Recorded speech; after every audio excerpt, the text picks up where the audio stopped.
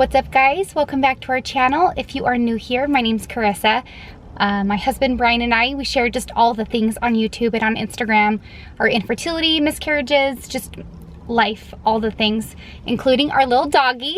It's okay, Rory. It's okay. Hey, are you happy? Are you happy? If you are new and you haven't subscribed, you can do so below. One of the things I tell you guys in my videos is, you know, giving me a thumbs up on our videos is like my love language, and I'm not joking you, so we'd love for you to give us a thumbs up on this video. So what are you here for? You are here to find out what our next steps are in our TTC journey, what we're doing now, you know.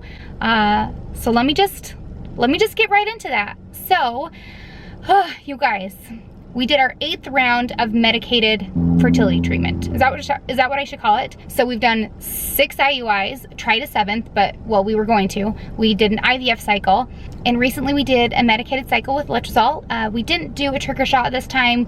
No IUI, you know, it was timed intercourse. We just went with our OBGYN instead of an RE this time around. And we were so hopeful, you know, what is it, 4 or 5 months after our 2nd miscarriage?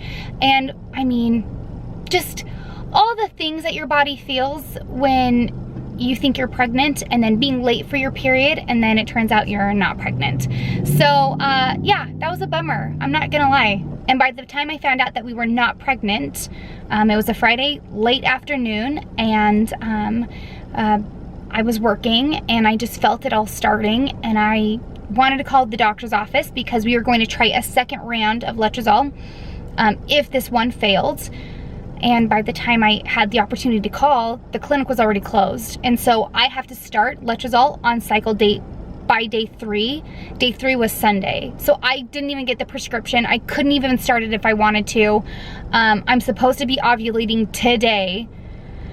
And honestly, I feel okay about taking a little bit of a break. The whole trying to conceive month after month after month is exhausting.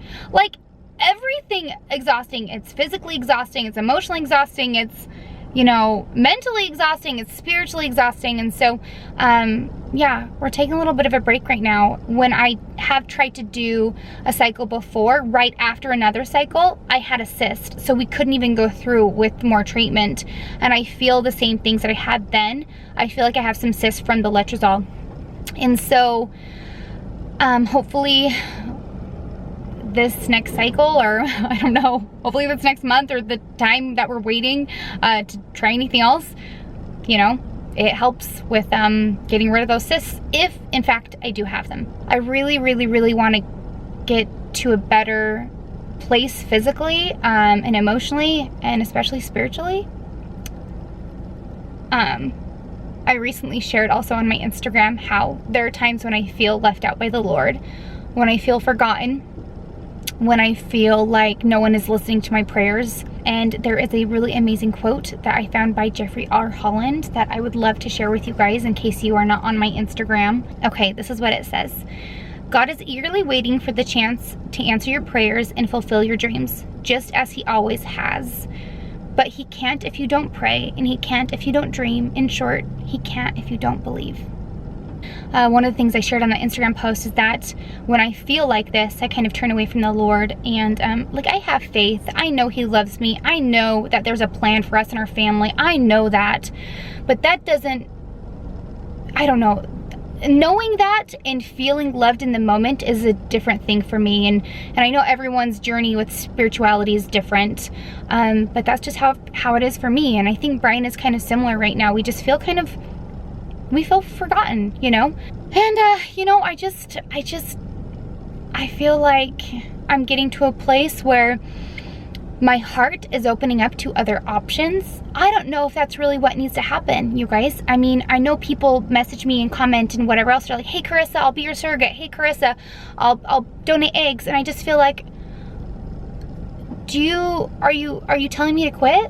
Yeah, and I know that's not what that means, but, and I'm not taking offense to it. I used to take offense to it, but I just want you to know I'm not taking offense to those comments anymore. I think that it's very kind to even offer that.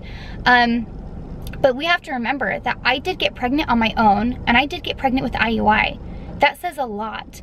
And if an IVF cycle fails, there is a lot that can go wrong with protocol, with the lab, everything. So it doesn't always mean it was my body, my egg quality, Brian's sperm. Like, there's a lot that can go wrong. So I have faith that something amazing and remarkable is going to happen. It's just the whole waiting. You know what I mean? It's the waiting that sucks. It's watching everybody else get what you want. Watching those Facebook posts come up, watching the Instagram posts come up, getting the text from your friends or your family or whoever, or family calling you to tell you or telling you in person, and you're just like, now is not the time, as you had just taken a pregnancy test that day and just found out you're not pregnant, or that same day you find out you're having a miscarriage, and it just seems like it's all, you know. I know I'm not the only one in this. I know that there are so many other women or couples that have gone through this exact same thing right here. And I need to really focus on our marriage too. You know, like the whole trying to conceive, it just, you guys, it is not romantic. It is not sexy. It doesn't, I mean, it is a job, and we've talked about that before, so hopefully we can focus on our marriage. We still have our IVF appointment for September, and we're gonna keep it for now.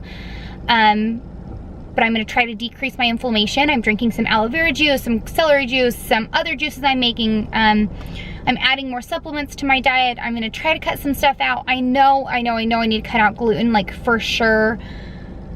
But I kind of wanted to wait until I actually gotten into an endocrinologist to do so, you know what I mean? And I just haven't been able to get into one. So I'm gonna look around for a different one. I don't feel overwhelmed. I don't feel like, oh, I'm losing out on a month. I don't feel like it's a bad thing to take a break. I think your mental health, your emotional health is so important, and especially what the fertility drugs do to you. You know what I mean? Like, I feel like I'm a totally different person on fertility drugs. My skin's different, my body's different, my emotional state is different. Like, it's good to get back to where, I don't know, equilibrium. You know what I mean? A balance. And I think about how we got pregnant on our own in November, just miraculously, and what I was doing, and how I was, you know, taking such good care of myself, and I want to get back there. And I feel like this last miscarriage that we had kind of stopped that growth in a way. And not that it's the miscarriage's fault, but I kind of let that happen. And I'm not going to blame myself. I just think that's kind of maybe something that we do when we're coping through hardship or something that's devastating, you know. And how I'm feeling is hurt and lonely and forgotten, and just kind of sad, you know, just kind of bummed, kind of sad, because nobody expects this journey. Nobody understands this journey unless you've been on it. And I feel like we've been so close. You know what I mean?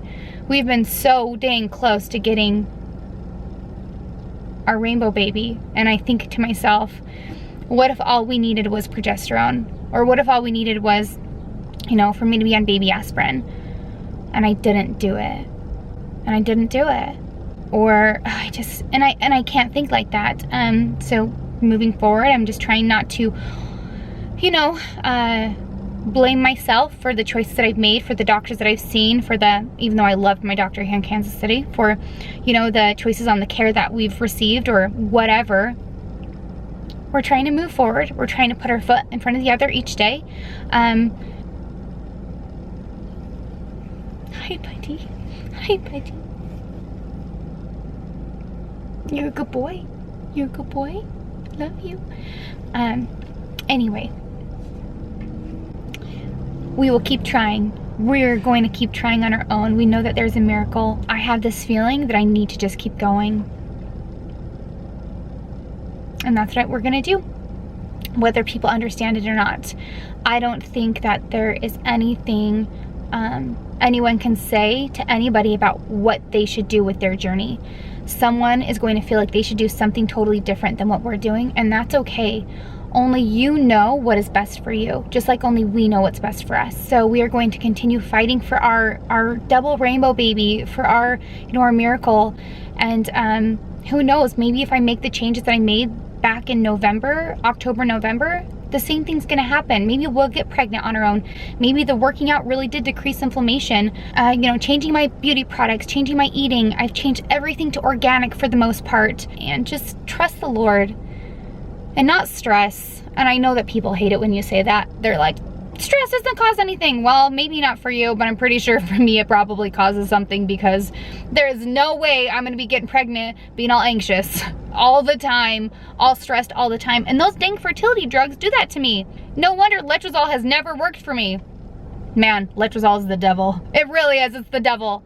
But the next month, I don't think we're gonna use letrozole again. I really don't.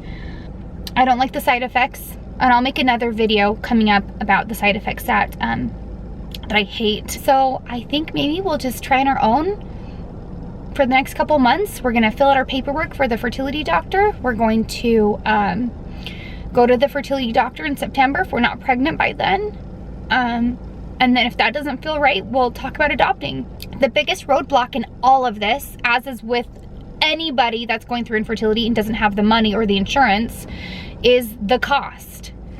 Brian said, like, if we had all the money that we needed, like, go do IVF. Like, we could totally do as many IVFs as you want, but we just don't. So to think about doing IVF again, or to adopt, or to pay off student loans, like, that's our choice right now. I believe that the Lord has a plan for each of us.